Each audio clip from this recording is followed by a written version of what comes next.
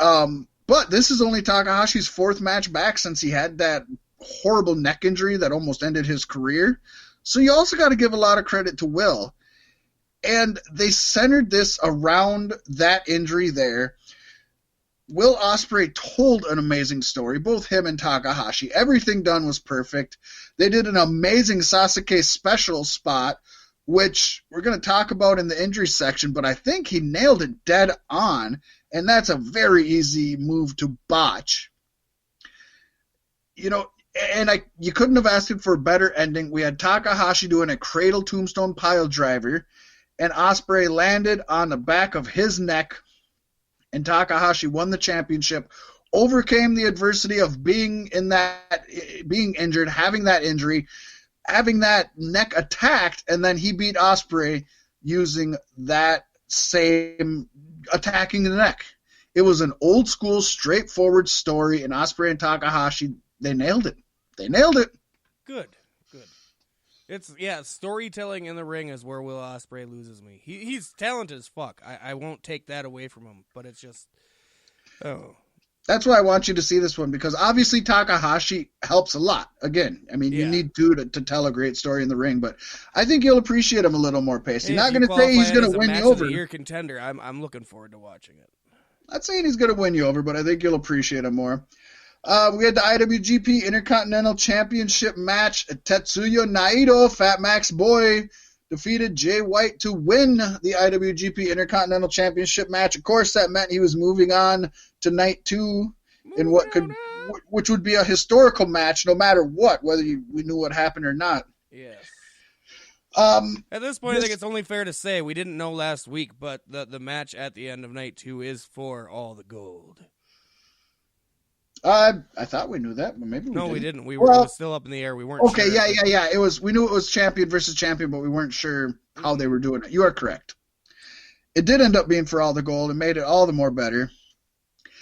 This match wasn't near as good as the last match. I will say it took 3 Destinos to take out White, but I felt that Naito could have done way better. 3 finishers. That is true. Could have done a lot better. The last note I have on this match was I said I expected more out of Tetsuya, but hopefully he is saving it for tomorrow, but can't wait for the next match. And boy, I didn't even know what I was coming into.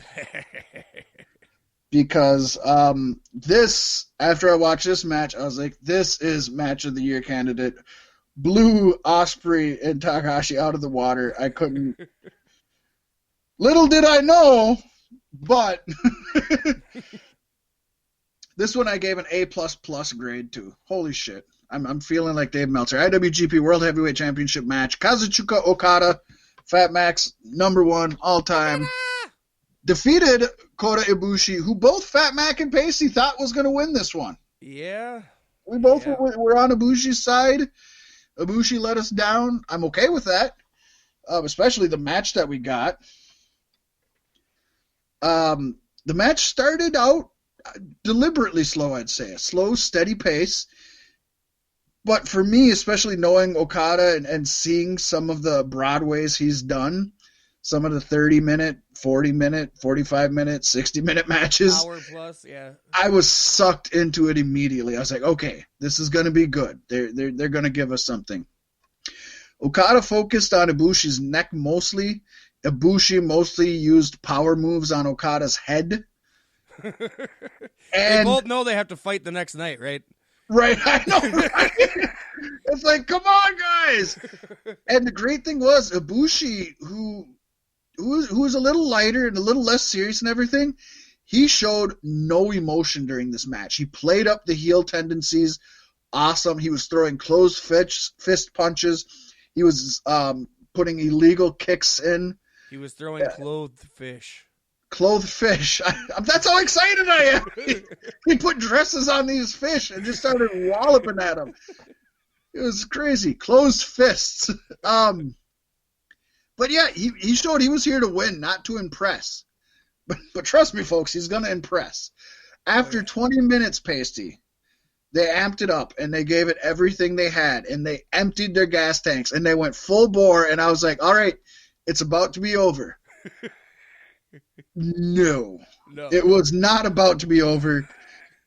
This match ended up going almost 40 minutes, 39 plus. So at 20, I thought it was almost over, and they were still had plenty to go, Pasty. Okada and Ibushi, they did nonstop action. They kicked out of each other's finishes over and over and over, which we know happens all the time. We get that.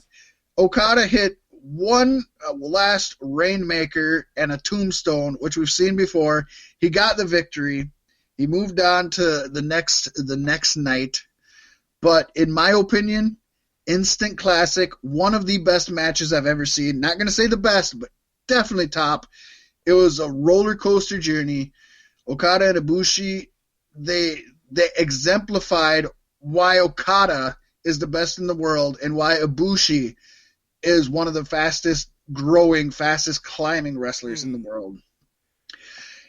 And I have to say, it definitely shows they don't need Kenny Omega to have these kind of matches. Right? They had him before him. They'll have him after him. It. Now that you said that, it almost makes you wonder, does Kenny Omega need them? Right? He hasn't had other than maybe the Moxley Lights Out match, unsanctioned match, which had a lot of gimmickry to it, He hasn't had a great match since decide leaving. to work together, that could be good storyline to bleed it in, like he's sick of losing at AEW and he realizes he needs New Japan, comes back to some glory. Because he hasn't put on, 4-star matches since leaving the company. Yeah. Not that it's on him, but I'm just saying, that is kind of interesting. And it seems like the Elite is definitely going to be pushing themselves a little bit further this year than they did last year. So. Yeah.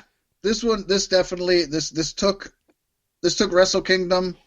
This took this night to a whole other level. It made me feel, okay, this Wrestle Kingdom's on par with Wrestle Kingdoms of the past. You and I have both stated, Pasty, the last couple of years, Wrestle Kingdom has not been what it used to be, and it hasn't felt as great. And already at night one, I was like, okay, this is the Wrestle Kingdom I used to look forward to so much. That's just night one. Folks, we're getting into night two. 5 hours on night one, too? Night one, too? Was night one 5 hours as well? Had to be right around there. 10 hours of wrestling between 2 days. And I'd say maybe of the men from night one hours, but wrestle again in night two. I hope they don't have to do anything for a long time. I think the 5 hours and 4 hours includes the pre-shows, which I didn't even get into, and I wasn't even going to try to watch. Because when you got 3 8-man tags starting the show, you don't even need a pre-show. No. Night 2 was 5 hours without the pre-show. Was it? Okay. Okay. Probably 4 and a quarter, or 4 3/4. I got you. Yes. All right. You want to get us started on night 2? Yeah, I can break this down for you. Just keep in mind, I missed the first 3 matches, which means I only saw singles competition, which is sad because I love multi-man matches in New Japan, but at the same time, made it all the more better. I don't know. Yeah, and we'll zip through these 3. Again, we're falling behind, but I already told you we were going to. And we'll get into the meat and potatoes, baby. Yeah. Wow. So we started it off with an 8-man tag team match, seeing Naoki Sano, Senjiro Otani, Tatsuhito Takiwawa, Ryosuke Taguchi, defeating Jushin Thunder Liger, Tatsumi Fujinami, the Great Sasuke, and Tiger Mask. Yes. This was awesome. Just because it is, I believe it's Jushin Thunder Liger's retirement match. I don't think he's going to Terry Funk it. I don't think he's going to Mick Foley it. I don't think he's going to Ric Flair it. He's not going to HBK it. I think this is it. HBK held out for so long, too. He did. We thought he was going to be the one. And then that damn Saudi money got a hold of him. And now Edge will be back at Royal Rumble. Yep. But Punk at WrestleMania, To be fair, Edge didn't want to retire. Yeah. But nonetheless, yeah. But think of how much... And I'm thinking, just out of this, but I should have thought of it before.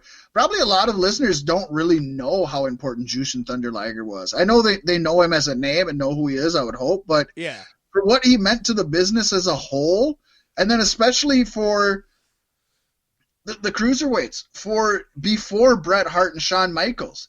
And Bret Hart and Shawn Michaels aren't even what we consider cruiserweights now. Now you got Right. people like AJ Styles and Seth Rollins who are main eventing, and we don't consider them cruiserweights. right.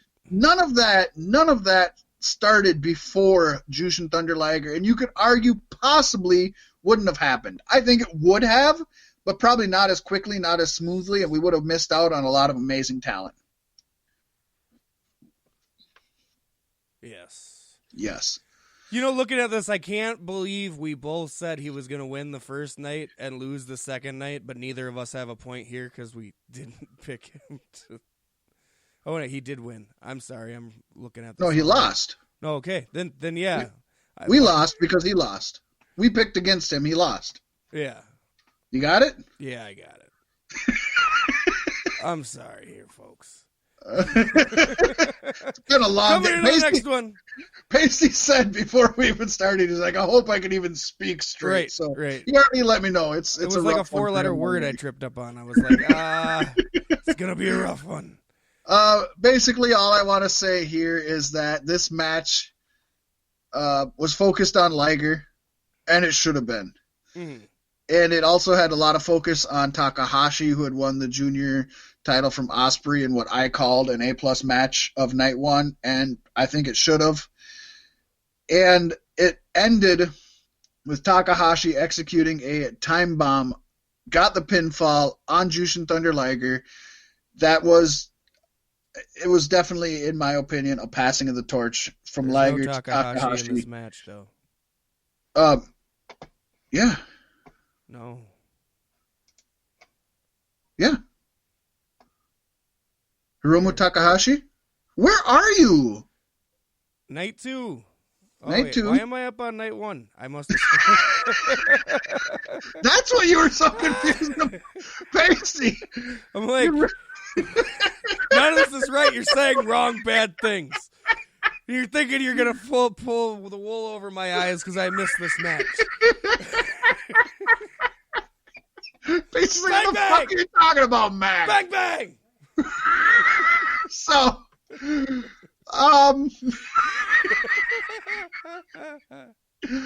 where was I at? Okay, so basically, Takahashi beat Liger. Don't do this to us again, New Japan. It was good once. Just get back to one night. We need that. We're both barely on any sleep here. My gosh. I honestly think that was the right thing to do. We said that Liger was going to lose. I love that they let Takahashi pin him, the passing of the torch.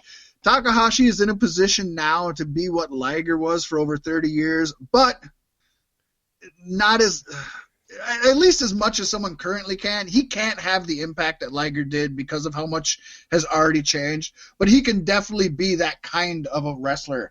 He can be that one putting on those huge matches. He can be that one elevating both the smaller and larger guys, having amazing matches with the smaller and larger guys, and just having that art form. Pasty, a phenomenally fantastic career.